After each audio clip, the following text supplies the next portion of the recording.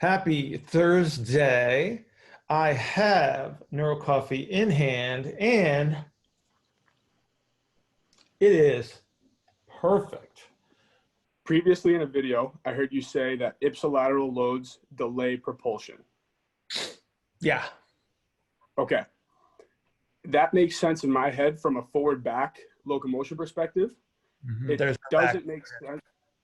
It doesn't make sense in my head from a cut perspective, because in my eyes, in my mind, the contralateral load would push you further into the cut, and then the ipsilateral load would put you out of the cut.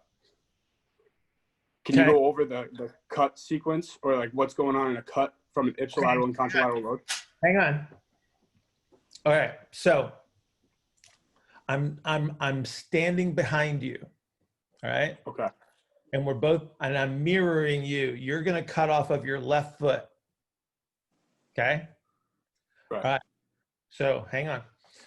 So as you go into the cut, I'm going to shove you from the right into your left leg. Right? Got it? Okay. Okay. And then as you try to come out of the cut, I'm going to grab your left wrist and yank it towards the floor. Which one delayed you? So would it be the wrist yank? Yeah.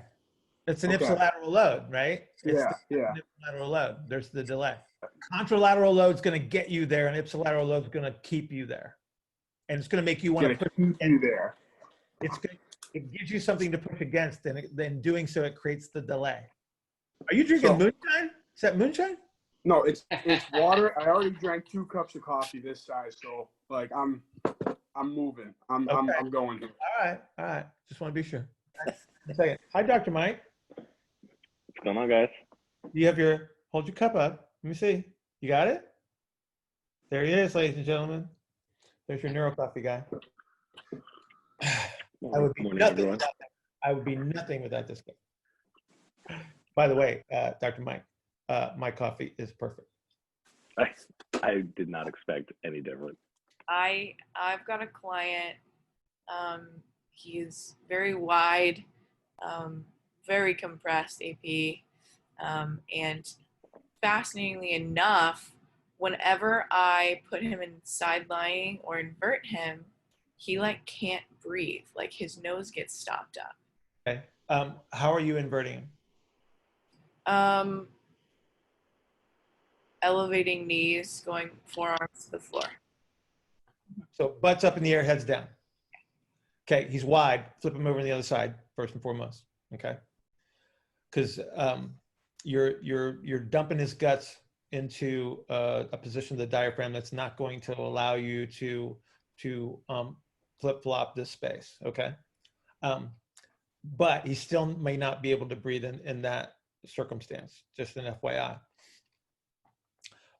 If he is really compressed, so this is one of these really neato things about the iterative effects of squishing a pelvis, squishing a thorax, and then squishing a skull. So if you look at, get a cross section of a pharynx, okay, so you can see where the tube goes, so to speak, posteriorly.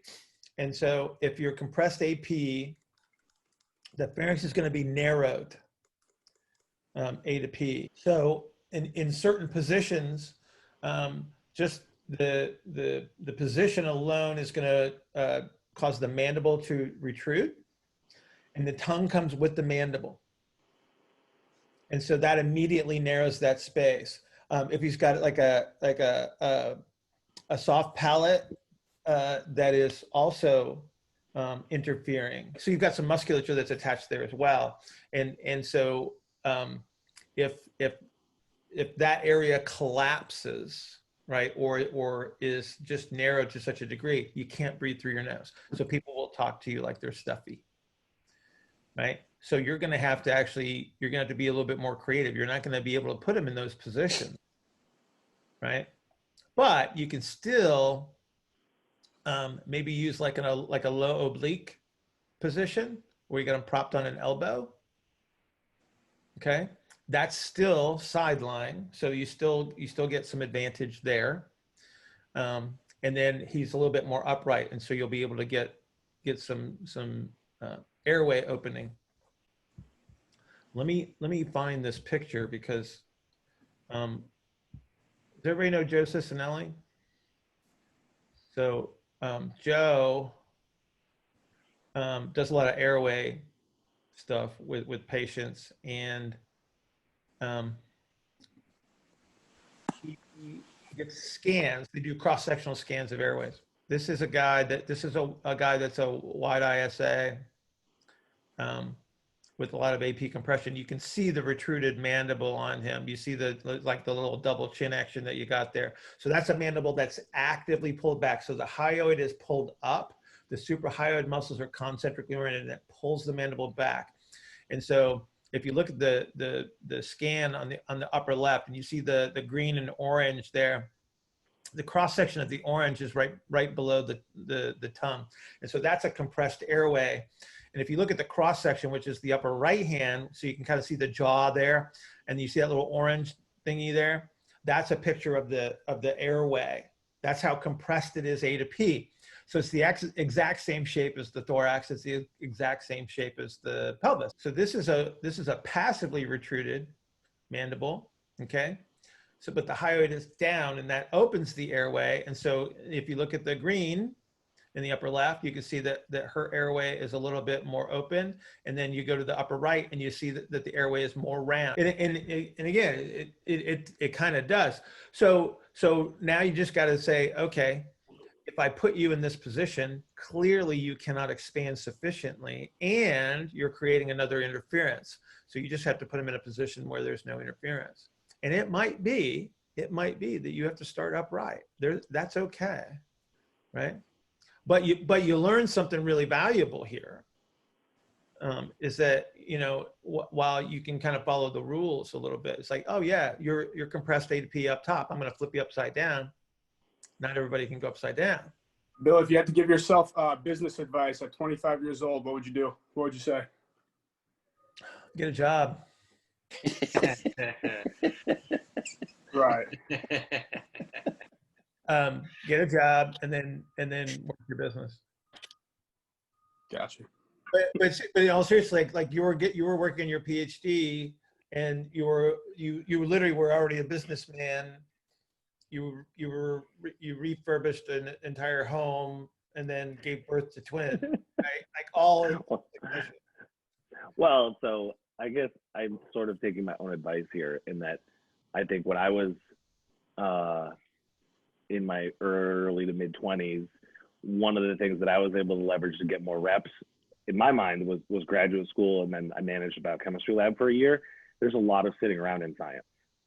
Like when you do science, you sit around a ton. You wait for humans, you wait for centrifuging, you wait for rotovapping, and I use that time to get the reps.